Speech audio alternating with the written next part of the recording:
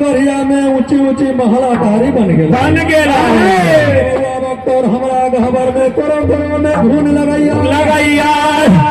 तो फट्टी फट्टी में घून लगाइया इस समय में वीर बउआ डॉक्टर कहथिन देवता माई गहिर से देवता माई गहे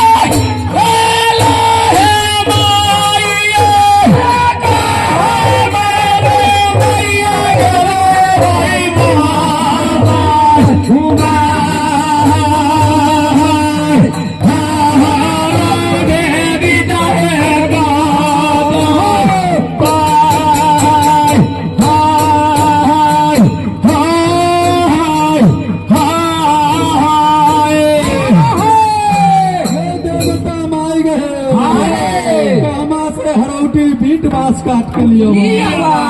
कहाँ से हम कुछ डाब लिया समय में देवता माई गहल का चिन्ह वीर बउआ भक्तों से मन से जखरी